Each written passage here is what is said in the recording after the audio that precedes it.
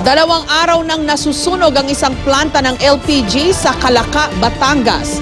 Sa pangambang magkaroon pa ng malakas na pagsabog, libu-libong mga nakatira malapit sa planta ang pansamantala munang inilikas. Live mula sa Calaca sa Batangas, may report si Oscar Oida. Oscar. Yes, Jessica, sa buong maghapon nga ay naging bantay sarado ng mga kagawad ng Bureau of Fire Protection itong nasusunog na planta dito sa may Calaca, Batangas. At hanggang sa mga sandaling ito, maya't maya ay may nakikita tayong mga truck ng bumbero na pumapasok sa loob ng compound. At bukod sa mga tauhan ng Bureau of Fire Protection, nandyan din ang mga kagawad ng rescue at ilang tauhan ng Philippine National Police. Bagamat mas mahina na kumpara kahapon, hindi pa rin ganap na naapula ang sunog sa planta ng LPG ng South Pacific Asia Incorporated dito sa Calaca, Batangas. Kinakailangan daw sumingaw at maubos ang lahat ng 7,000 metric tons ng kemikal na laman ng tangke. Hindi pa raw matiyak kung hanggang kailan magtatagal ang sunog. Katulad niyan, nag-aapoy siya, di ba? Binabasa ba ng tubig? Hindi. Kasi tubig has a lot of oxygen. So, apoy, binaburn ng oxygen. So, delikado. Kaya ang binabasa ay yung paligid ng tangke. Kanina, halos wala na kaming inabot na tao sa may barangay Salong, partikular sa mga bahay malapit sa nasabing planta. Ang mga tindahan, isinara. Karamihan daw nasa evacuation center pa sa pangambang magkaroon ng malakas na pagsabog. Ang kinatatakot, baka mahagip yung tangke ng Phoenix. Ba maabot. Pag naabot yun, baka sumabog, kumalat ang gasolina. Pero malabo raw itong mangyari ayon sa South Pacific. Bukod daw sa confine sa kanilang compound ng sunog, ang kanilang pasilidad dinisenyo raw para abatan ang mga ganitong di inaasahang kaganapan. Yung apoy niya nasa ibabaw lang ng tangke.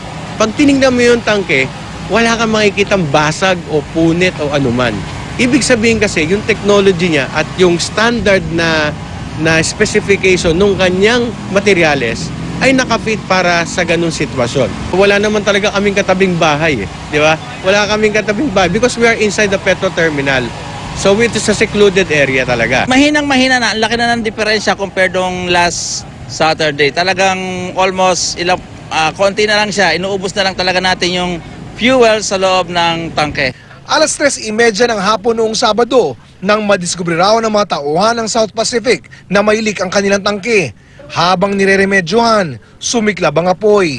Sa bidyong ito na in-upload ng isang netizen, makikita ang makapal na usok na dulot ng sunog.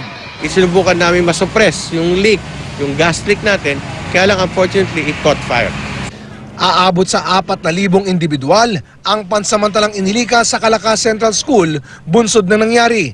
Dalawa namang tauhan ng South Pacific ang naunang isinugod ng ospital dahil sa suffocation noong linggo. Pero na-discharge na raw ang mga ito kanina.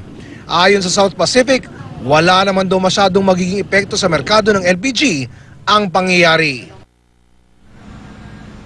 Samantala, Jessica, kani-kanina lamang ay binalikan natin itong bahagi ng Barangay Salong kung saan kitang-kita itong nasusunog na mga tangke, no? At kapansin-pansin dahil medyo kadiliman na, mas visible itong mga apoy. Pero ayon sa mga taga Bureau of Fire Protection, halos wala itong pinagkaiba dun sa nasaksiyan nating sunog kaninang maghapon. Only madilim ngayon kaya mas visible. At sa pinakahuling pakikipag-usap natin sa kanila, sa tansya nila ay bibilang ng kung di sila nagkakamali 2 araw bago tuluyang maapula itong sunog. Jessica?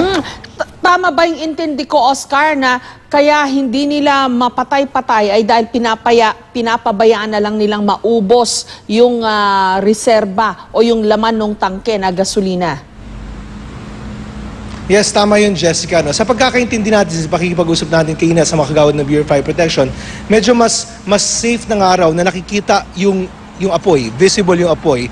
Dahil ito dong LPG nito, in its purest form, ay wala kang maamoy o hindi mo makikita o masisense na may leak ito. Pero sa pagitan na itong apoy na to, nalalaman nila na naroroon yung gas, no, at nakokontrol nila. At the same time, hindi wala yung panganib o wala yung pangamba na baka kumakalat ito. Ito, nakikita nila, nakocontain nila yung apoy at hinihintay nilang nila itong maubos nang sa gano'y maganap ng mapula nga isunog. Jessica? Pero ang layman's comment ko lang naman dyan, Oscar, ay Kung they spent so much money and they used the latest technologies, gaya ng explanation nung nakausap mo, to make sure na ganyan ang mangyayari, bakit hindi sila nakaisip din ng countermeasure kung sakaling magkaroon nga ng ganyan sunog para naman hindi masyadong magtagal yung pag-apoy? Kasi may effect din yan sa environment eh. In fact, kahit na sinasabi nila na safe naman ito, may mga inilikas pa rin tayong mga kababayan, di ba? Yes, Jessica, yun nga, nabanggit din yan ni Mr. Badidles, yung taga South Pacific kanina. At isa nga ito sa mga kinukonsidera ng pag-aralan. Yung, kumbaga, learning experience daw ito, dahil bagamat nasigurado raw nila na itong mga tangke nila, itong pinaglalagyan ng LPG nila, ay hindi ito sasabog at matibay ito, ay yun nga, yung mga countermeasure para nga maiwasan yung ganyang mga leak ang kanilang pinag-aaralan. Nabanggit nga nila, Jessica, nung hapon na yon, nung Sabado, nang malaman nga nila na may leak, ay sinubukan nila itong remedyohan at doon na nga nangyari yung apoy. Marami raw silang dapat pag-aralan dito, ano? At ito yung mga ilan sa ikukonsidera nila sa oras na muli nilang may pagawa o may patayo itong kanilang planta, Jessica. Maraming salamat sa iyo, Oscar Oida.